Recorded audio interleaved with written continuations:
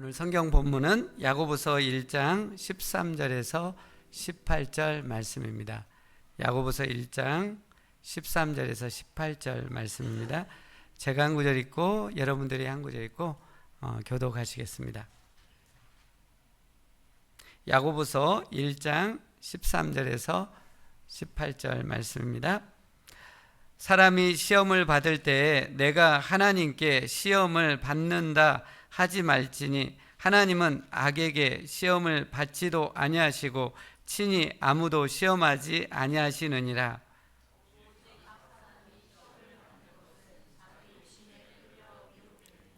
욕심이 잉태한즉 죄를 낳고 죄가 장성한즉 사망을 낳느니라.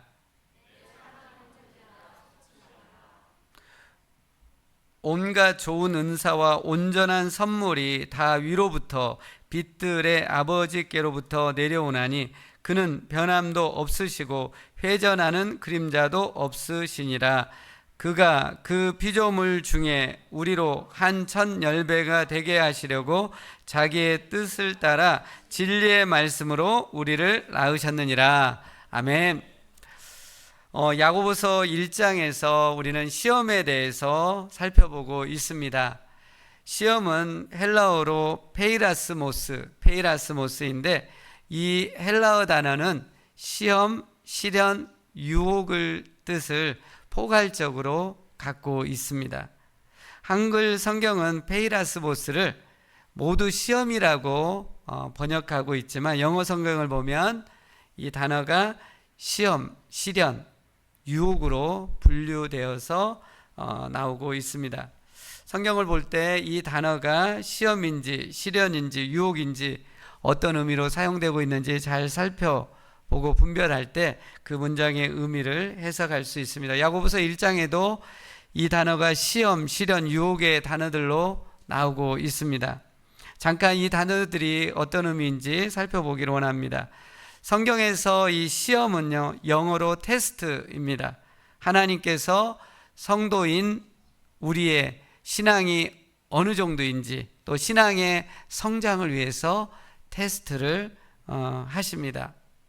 그리고 두 번째로 시련은 영어로 트라이얼, 그러니까 우리 삶에 주어진 외적인 고난과 압박을 뜻합니다. 우리가 지난주에 살펴본 것처럼 초기 크리스찬들은 박해로 인해서 노마 전역에 갑자기 흩어져야만 했습니다. 갑자기 흩어지다 보니까 가난에 처했고 또 이방인들로부터 핍박을 받아야 하는 그런 상황이었습니다. 그때 야고보는 그 초기 크리스찬들, 로마 전역에 흩어져 있는 사람들에게 이 믿음의 시련 앞에서 크게 기뻐하고 인내를 충분히 발휘하고 지혜를 하나님께 구해서 이 시련을 통과할 것을 권면하고 있습니다. 그리고 이 시련을 통과했을 때 하나님께서 복을 주시고 영광의 상, 영원한 면류관을 주신다라고 말씀하고 있습니다. 마지막으로 유혹인데 유혹은 영어로 temptation입니다. 마귀가 사람의 욕심을 이용해 현혹하거나 꿰어서 나쁜 곳으로 유인하여 결국은 멸망시키는 것이 유혹입니다. 오늘 읽었던 성경 본문에 나와 있는 이 시험은 유혹을 뜻합니다. 한글 성경에는 시험으로 다 번역이 되어 있지만 영어 성경을 보시면 템프트나 템프테이션으로 나와 있습니다. 그럼 오늘 성경 본문을 통해서 우리를 꿰어서 결국 멸망으로 가게 하는 유혹을 어떻게 물리칠 수 있는지 살펴보기를 원합니다. 우리가 한 주간 살면서 또 매일의 삶들 가운데 우리를 유혹하는 그것을 깨닫고 그것을 물리칠 때 우리가 풍성하고 또 형통의 길로 갈 수 있습니다. 자, 어떻게 우리가 유혹을 물리칠 수가 있을까요? 첫째로 하나님은 그 어떤 사람도 유혹하지 않는다는 것을 알아야 합니다. 우리를 망가뜨리고 멸망으로 끌어당기는 유혹을 물리치기 위해서는 누가 이 유혹을 주고 있는지를 분명히 알아야만 합니다. 오늘 13절 말씀해 보시면 하나님은 그 어떤 사람도 유혹하지 않는다라고 말씀하고 있습니다. 하나님은 유혹을 받지도 않으시고 그 어떤 사람도 유혹하지 않는다라고 말하고 있어요. 근데 사람이 유혹을 받아 나쁜 길로 가서 실패하고 망하게 되면 어떤 반응을 사람이 보이나요? 매우 당연하게 하나님을 원망합니다. 하나님이 내 인생을 이렇게 멸망으로 이끌었다라고 탓을 합니다. 사람이 얼마나 악하고 교만한지 자신이 잘되고 성공하면 자기가 잘해서 그렇게 됐다라고 합니다. 하지만 자신이 잘못되고 실패해서 멸망으로 가게 되면 그 모든 탓과 책임을 다른 사람에게 전가하고 궁극적으로는 하나님께 떠맡기는 것을 보게 됩니다. 그것이 우리 안에 있는 교만함이고 죄성인 것을 우리는 알 수 있습니다. 우리는 생활 가운데 이런 교만함들, 죄성들이 우리 가운데 있습니다. 제가 세 자녀가 있는데요. 세 자녀 중에 유독 일을 잘하는 딸이 있어요. 유독 일을 잘하는 딸이 있으면 그 아이를 보느라면 이 애가 누굴 닮아서 이렇게 일을 잘하지? 누굴 닮았겠습니까? 네, 저를 닮아서. 네, 그러다가도 이 딸아이가 이 딸은 심적인 변동이 좀 있더라고요. 딸의 그 특징이. 그래서 어떤 때는 이 아이가 엉뚱하게 이 연약한 모습들을 보이면 이 아이가 대체 누굴 닮아서 저렇게 하고 있나라고 하면서 탓을 제가 아닌 그 누군가, 저쪽 지금 비전홀에서 아이들 가르치고 있는 사람을 이렇게 하네요. 근데 이게 사람이 잘된 것은 나 때문에 그렇고요, 잘못된 것을 보면 상대방에게 탓을 돌리고 궁극적으로는 하나님께 이렇게 돌리는 것 자체가 바로 내 안에 있는 자기 의가 있고 교만함이 있고 이것이 바로 죄성인 것입니다. 근데 오늘 성경을 보면요, 자신의 실패와 멸망을 하나님께 떠넘기지 말라라고 말씀하고 있어요. 하나님께 탓을 돌리지 말라라고 하고 있습니다. 왜냐하면 하나님은 그 어떤 누구도 유혹하지 않기 때문에 그렇습니다. 그러면 우리를 나쁜 길로, 잘못된 삶으로 유혹하고 있는 그 실체가 누구일까요? 우리가 우리를 유혹하는 그 실체를 우리가 분명히 알아야 우리가 그 실체를 물리칠 수가 있습니다. 하나님이 우리를 잘못된 길로 유혹하지 않는다고 한다면 도대체 우리를 그렇게 망가뜨리려고 하고 잘못된 길로 끊임없이 이끌고 있는 그 실체를 성경은 사탄, 마귀라고 합니다. 사탄과 마귀는 같은 존재입니다. 이 마귀가 히브리어인 사탄을 헬라어로 번역한 게 마귀입니다. 그러니까 마귀나 사탄은 다른 언어로 번역된 같은 존재인 것입니다. 사탄은 원래 하나님이 창조한 천사였습니다. 근데 이 천사가 하나님과 같이 되려는 교만한 마음을 갖고 하나님께 대적하여 죄를 지음으로 타락해서 사탄이 되어 있습니다.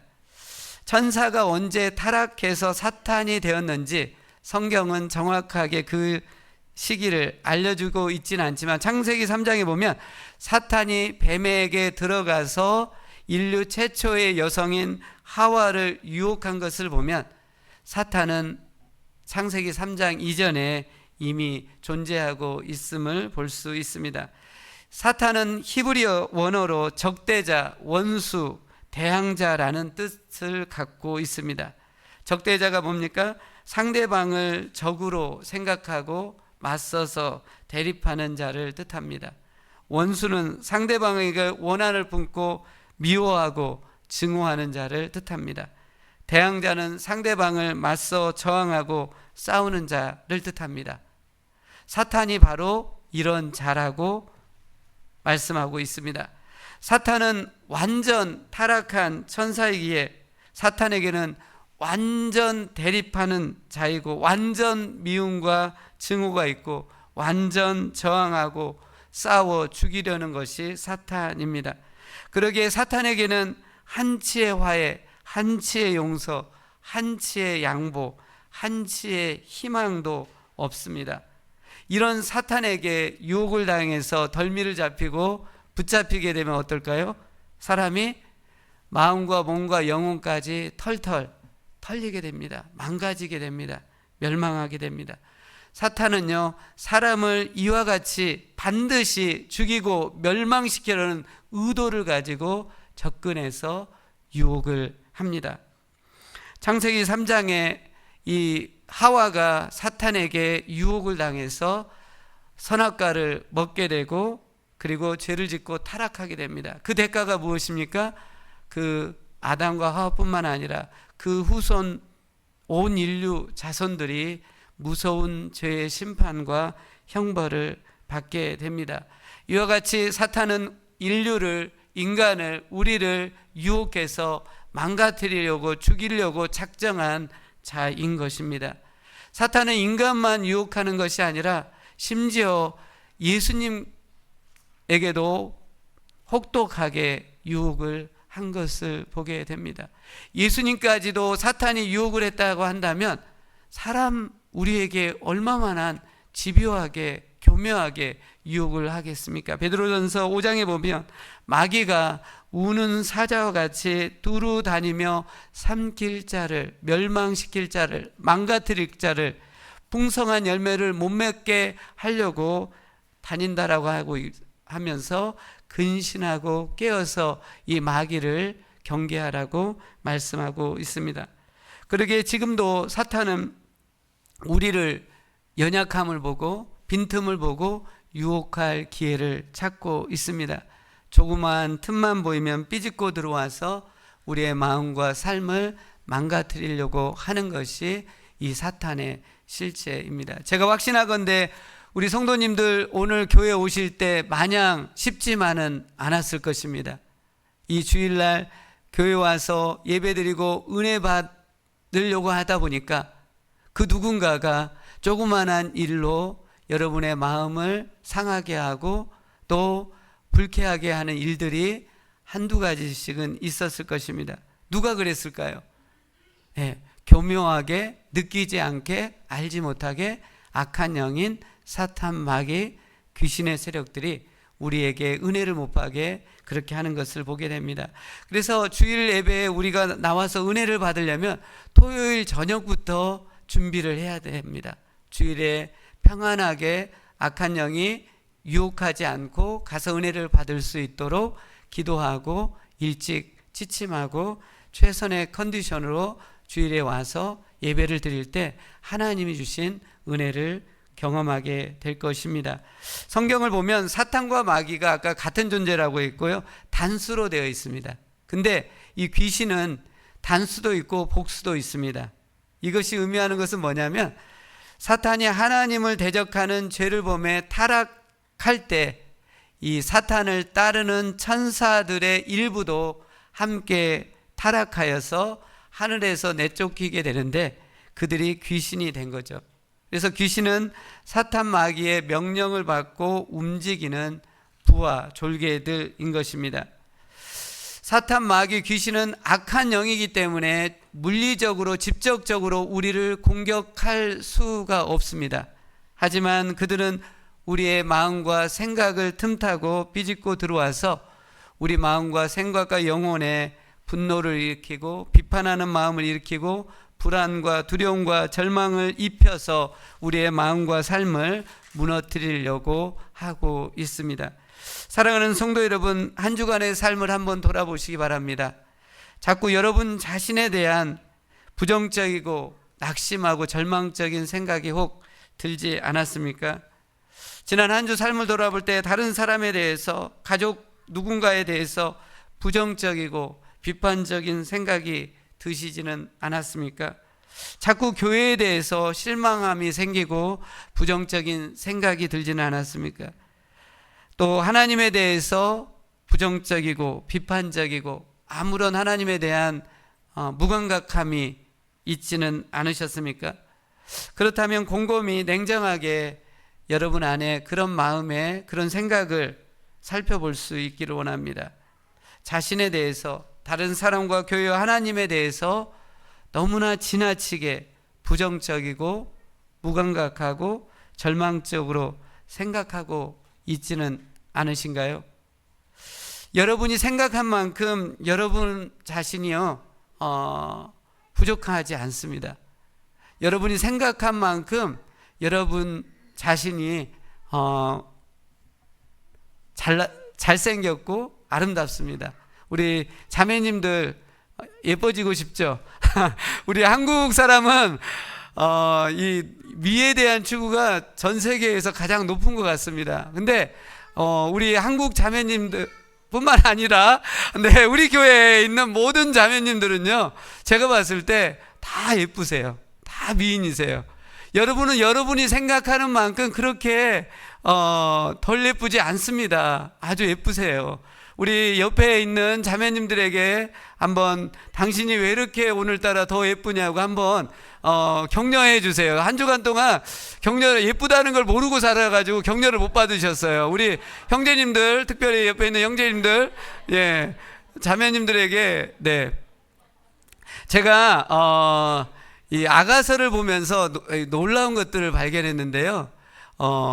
이 아가서를 보면서 놀란 걸, 사랑의 회복, 오늘 주보에도 칼럼에 나왔는데 사랑의 회복은 언제 일어나냐면요, 옆 사람을 최고의 시적인 정선된 아주 세련된 그 언어로 칭찬할 때 최고의 그 회복이 일어난다는 것입니다. 그래서 우리가 이 부부들 다들 첫사랑이 있었을 거예요. 첫사랑할 때 보면은 편지를 많이 쓰셨을 거예요, 서로 간에. 그러면서 얼마나 시적인 언어를 많이 썼습니까? 시라는 것은 가장 정성된, 농축된, 그리고 한 단어로 그 사람을 가게 할 수 있는, 기쁘게 할 수 있는 그 언어로 칭찬을 하는 거예요. 그러다 보니까 막 사랑이 회복되고 감격이 일어나는 것을 보게 됩니다. 그래서 우리가 생각하는 만큼 우리는 그렇게 덜 멋지거나 덜 예쁘지 않습니다. 정말 완벽하게 멋지고 완벽하게 아름다운 것입니다. 여러분이 생각하는 만큼 다른 사람이 그렇게 못되지 않았어요. 여러분이 생각하는 만큼 교회가 그렇게 실망스러운 곳이 아닙니다. 여러분이 생각한 만큼 하나님이 그렇게 무지하고 또 무능력한 분이 아니라는 것이요. 우리가 이런 잘못된 생각으로 유혹을 받아 가는 이유가 왜 그러냐면, 그 어떤 실체, 바로 악한 영인 사단과 마귀와 귀신이 우리를 그렇게 잘못된 판단으로, 잘못된 생각으로 끌고 간다라는 사실입니다. 그래서 어떤 부정적인 생각, 비판하고 싶은 생각, 절망적인 생각이 들려고 할 때마다 우리가 인지하는 건 뭐냐면, 악한 영인 사탄과 마귀와 귀신이 교묘하게 내 마음 가운데, 생각 가운데 틈타고 있다는 것을 인지하시고 예수 그리스도의 이름으로 그 악한 영들을 물리칠 수 있기를 바랍니다. 예수 그리스도의 이름으로 명령하노니, 내 마음에 부정적이고 절망적이고 비판하는 생각을 심어주고 있는 악한 영들인 사탄, 마귀, 귀신은 물러갈지어다 라고 선포할 때, 정말 여러분 마음 가운데 부정적인 생각을 넣어주려고 했던 악한 영이 떠나가고 하나님의 평안과 자유가 여러분 마음 가운데 임하게 될 것입니다. 한 주간 사는 동안에 부정적이고 절망적이고 낙심적인 생각이 들려고 할 때마다 인지하십시오. 악한 영이 틈타고 있구나. 그때 예수 그리스도의 이름으로 그 악한 영을 물리칠 때 여러분 안에 하나님이 주신 평안과 기쁨이 주어지게 될 것입니다. 둘째로, 유혹을 물리치기 위해서는요, 이 유혹은 물리치기 위해서 사람이 유혹에 빠지는 것은 욕심에 끌려서 된다는 것을 아실 수 있기를 원합니다. 우리 14절 말씀, 1장 14절 말씀 한번 같이 읽겠습니다. 시작. 오직 각 사람이 시험을 받는 것은 자기 욕심에 끌려 미혹됨이니. 사탄이 아무 사람이나 유혹하지 않습니다. 사탄은요, 자기 욕심에 낚여서 끌려오는 자를 유혹해서 망가뜨리고 멸망으로 쳐넣는 것을 볼 수 있습니다. 14절 오늘 읽었는데 말씀을 자세히 보시면 이 욕심의 원어적인 의미는 어떤 것을 갈망하는 것이 욕심입니다. 근데 오늘 본문에 14절에 나와 있는 이 욕심은 악을 갈망하는 거예요. 악을 갈망하는 것이 욕심입니다. 그리고 끌려라는 단어가 나오는데 욕심에 끌려는요, 사냥감이 사냥꾼에 잡혀가지고 덤불에서 끌려 나오는 것이 이 표현입니다. 그냥 욕심에 끌려서 아무런 의지를 발휘하지 못하고 사냥감처럼 먹잇감처럼 끌려서 무기력하게 끌려다니는 그 표현입니다. 여기 또 미혹됨이라는 것인데, 미혹됨이라는 것은 미끼나 덫을 사용해서 물고기나 사냥감을 현혹시켜 잡는 것, 그것이 미혹됨입니다. 욕심이라는 그것에 미끼를 악한 영이 주고 그거에 걸려드는 것이 바로 미혹됨입니다. 그래서 14절 말씀은 사람이 사탄에게 유혹을 받는 것은 외적인 외부 요인이 아니라 자기 마음 안에 있는 욕심에 이끌려서 덫에 걸리는 것이라고 말씀하고 있습니다. 그래서 이 사람이 유혹을 당하는 것은 외적인 데 있는 게 아니라 내 마음의 욕심에 그 원인이 있다라고 말씀하고 있습니다. 15절 말씀 보면 우리 마음의 욕심이 사탄의 유혹에 넘어가게 되면 이것이 이제 외적으로 행동으로 옮길 때 그게 죄가 낳게 되는 것입니다. 그냥 우리 마음에만 머물러 있으면 죄는 아니에요. 우리 마음에만 머물러 있으면 어떤 영향력을 행사할 수 없습니다. 근데 우리 마음에 있는 욕심이 사탄의 유혹에 넘어가서 행동으로 옮겨질 때 죄가 생기는 거예요. 그리고 이 죄가 장성한다는 것은 이 죄가 우리의 마음과 의지를 장악을 해버립니다. 그래서 계속 반복적으로 지속적으로 악한 것을 행하게 하는 것이 죄가 장성해지는 거예요. 결국 죄가 이렇게 계속 넘쳐나다 보면 어떻게 될까요? 우리 삶이 점점 망가지고 결국은 죽음에 처한다라고 15절에 말씀을 하고 있습니다. 우리 주변에서 욕심에 이끌려 삶이 무너지고 망하게 되는 사례들이 얼마나 많이 있습니까? 최근에 한 지인을 통해서 들은 소식입니다. 미국 어느 도시 한인교회에서 평소 교인들하고 친분관계를 맺은 한 사람이 온라인 투자기관이라는 아주 그것을 허위로 만들어 가지고 큰 사기극을 펼친 일이 있었습니다.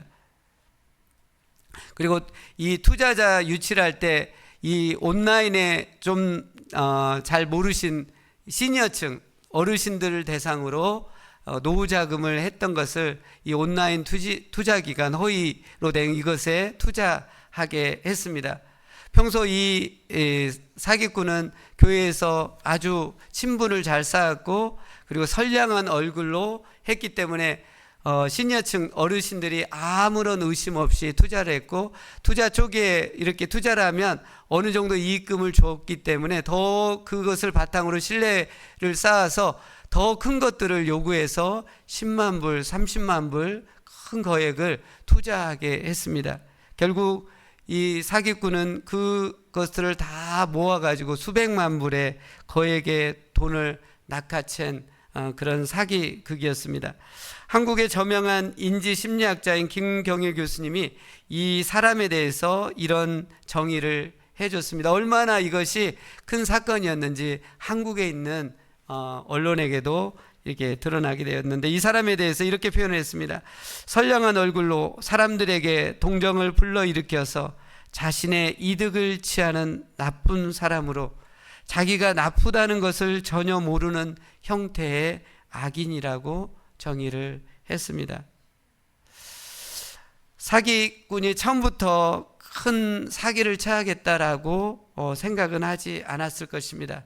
하지만 자기 마음 안에 있는 돈에 대한 욕심, 이분이 일찍 미국에 이민 와서 가난 가운데 아주 어려운 가운데 살았기 때문에 돈을 더 벌어야겠다, 남들보다 더 얻어야겠다라는 그 욕심이 결국은 미끼가 되었고 유혹에 빠져서 그것을 제어하지 못함으로 온라인 투자 교환을 이용해서 수백만 불의 사기를 치고 결국 감옥에 가고 또 이혼을 하고 집안이 이렇게 무너지고 있는 것을 보게 되었습니다. 결국 이 모든 과정에 악한 영인 사단 마귀 귀신이 사람들의 욕심을 미끼로 삼고 그리고 사람들이 인지하지 못하고 느끼지 못할 정도로 교묘하게 틈타고 역사한 것을 볼 수 있습니다. 사탄은 인간에게 있는 물질의 욕심, 권세욕, 명예욕이 매우 많다는 것을 알고 있기에 그 욕심들에 대해 여러 다양한 방법을 교묘하게 유혹으로 이끌어들여서 사람을 망가뜨리고 멸망으로 가게 되는 것을 보게 됩니다. 이런 물질에 대한 욕심뿐만 아니라 인간 안에 어떤 욕심이 있냐면 지적인 욕심이 있습니다. 영적인 지적인 욕심이 있습니다. 그래서 사탄은 그것을 미끼로 삼아서 교회 다니는 사람들을 이단이나 사이비로 잘못된 신앙의 길로 이끌고 있는 것을 보게 됩니다. 우리 인간은 시간과 공간을 제약을 받고 있는 3차원에 살고 있습니다. 하나님은 그런 제한이 없으세요. 그러니까 우리가 하나님에 대해서 모든 것을 안다라는 것은요, 마치 개미가 우리 인간의 삶을 알려고 하는 것과 같아요. 우리는 하나님에 대해서 알지를 못합니다. 다만 하나님께서 성경을 통해서 보여주신 것, 계시해 주신 것만 우리는 알 수가 있는 것입니다. 근데 하나님은 성경을 통해서 우리가 구원받는 길, 복받는 길, 하나님을 따름으로 인해서 기쁨을 얻고 평안을 얻는 길에 대해서 너무나 쉽고 명확하게 알려주고 있습니다. 학식이 있건 없건 어린아이라도 성경을 보면서 하나님을 믿어 구원을 얻는 길, 복받는 길, 또 기쁨을 얻는 것에 대해서 쉽고 명확하게 알 수 있습니다. 근데 성경에는 알기 어려운 부분들이 또한 꽤 있습니다. 예를 들면 예수님이 언제 재림하시는지, 또 묵시록 같은 요한계시록에 있는 그 상징적인 비유들은 명확히 알기가 참 어렵습니다. 그런데 이런 내용들은 명확히 알지 않아도 구원받고 하나님의 복된 길을 기쁨으로 가는 데 있어서 전혀 지장이 없습니다. 하나님이신 예수님도요, 자신이 다시 오실 날을 모른다고 하면서 그 날과 그때는 하나님 아버지만 아신다라고 하고 있습니다.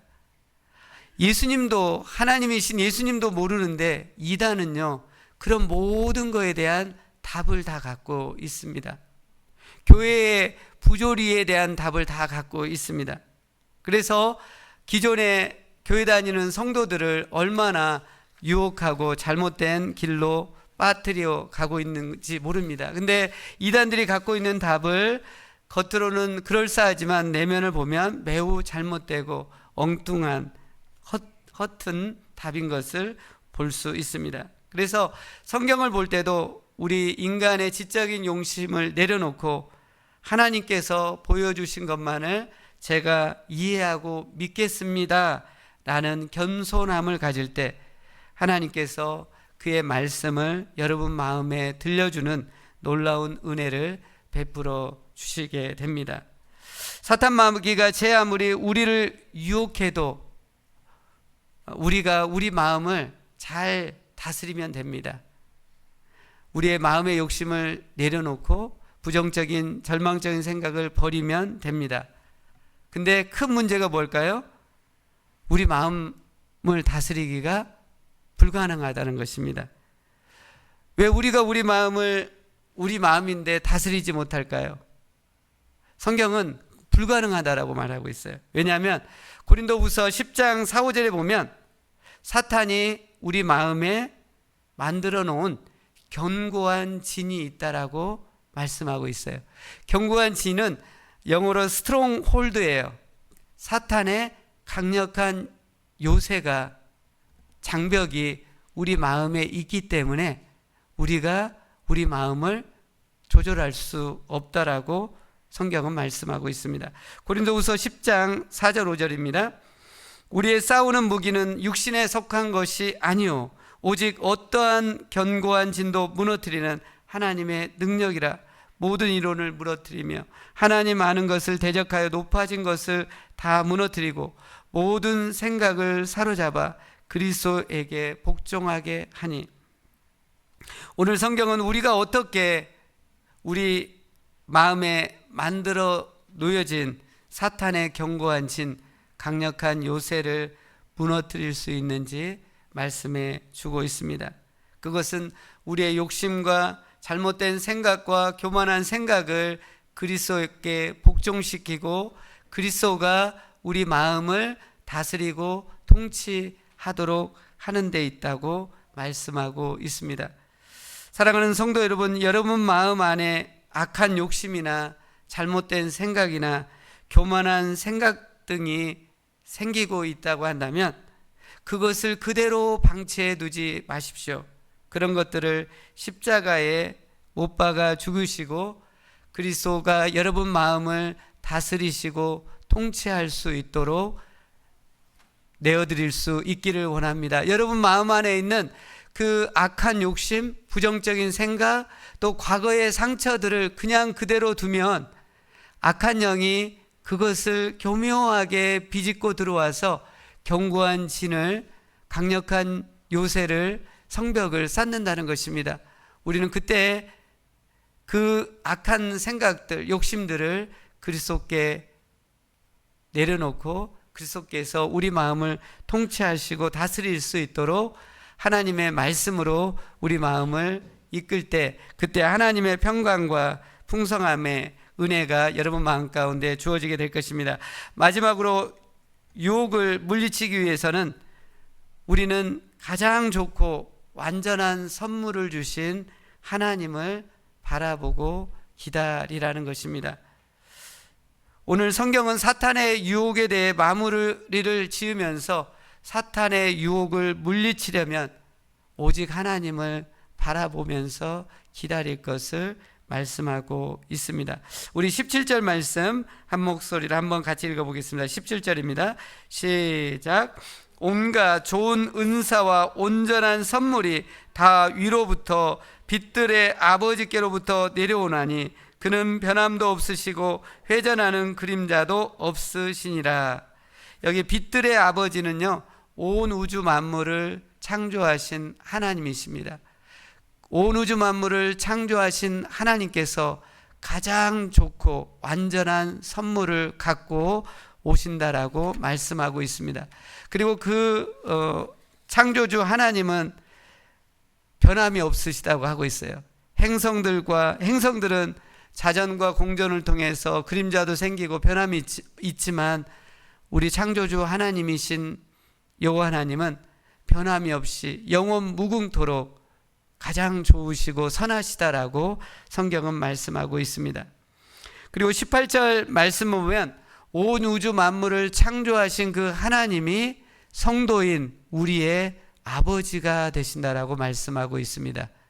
그 하나님께서 피조물들 중에 우리를 선택하셔서 진리의 말씀인 복음으로 우리를 거듭나게 하심으로 구원받아 하나님의 자녀가 되게 하는 아버지가 되게 하셨다라고 말씀하고 있습니다. 하나님께서 우리의 아버지이기 때문에 우리를 유혹으로 이끌어서 멸망으로 가게 하지 않는다는 것을 강조하고 있습니다. 하나님이 우리의 아버지이기 때문에 하나님 아버지께서는 창조주이시고 우리에게 가장 좋은 완전한 선물을 가져다 주고 있다라고 말씀하고 있습니다. 사랑하는 성도 여러분, 시련과 유혹을 겪게 될 때 성도인 우리가 해야 하는 것은 인내하는 것입니다.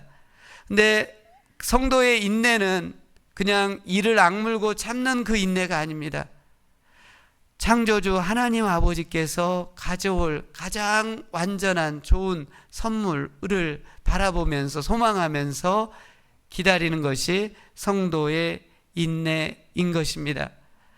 가장 어두운 칠흑같이 한 치 앞도 안 보이는 어둠의 밤이라 할지라도 하나님이 정한 때가 되면 찬란한 광명의 아침 태양빛이 떠오르듯이 지금 칠흑같이 어두운 그 시련 가운데 계시다고 한다면 하나님께서 찬란한 가장 좋은 선물을 갖고 여러분에게 오고 계시다는 것을 믿음으로 붙잡을 수 있기를 원합니다. 오늘 17절 말씀에 하나님이 가장 좋은 선물을 주신다고 하는데 이것은요, 현재 시제로 쓰여 있습니다. 과거 한때 하나님이 주신 분이 아니에요. 그리고 앞으로 주실 분이 아니에요. 하나님은 지금 우리에게 가장 좋은 은혜를 주시길 원하십니다. 하나님은 지금 역사하길 원하십니다. 하나님은 지금 가장 최선의 선물을 주기를 원하신다는 것입니다.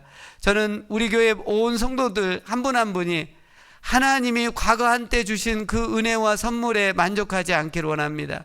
그리고 장차 주겠지 하면서 능력 없이 생명력 없이 살지 않기를 원합니다. 바로 지금 주실 하나님이 놀라운 은혜를 선물을 바라볼 수 있기를 원합니다. 저희가 작년에를 돌아보니까 하나님이 저에게 베풀어 주신 여러 선물들, 감격스러운 선물들이 있었습니다. 그 중에 가장 좋은 선물은 저에게 있어서 콜롬비아 한인 침례교회 담임 목사로 오게 된 그런 선물이었습니다. 저는 선교단체 사역을 계속 해왔기 때문에 목회에 대한 경험이나 그런 게 부족한데 제가 담임 목회를 할 수 있도록 되었다는 것이 얼마나 기쁘고 감사했는지 모릅니다. 근데 오늘 이 말씀을 보면서 하나님은 과거에 선물 주고 은혜 준 것으로 끝나시는 분이 아니라 지금 현재 하나님이 주실 놀라운 은혜와 선물을 있다라는 것, 그리고 그것을 제가 기대해야겠다라는 생각을 갖게 되었습니다.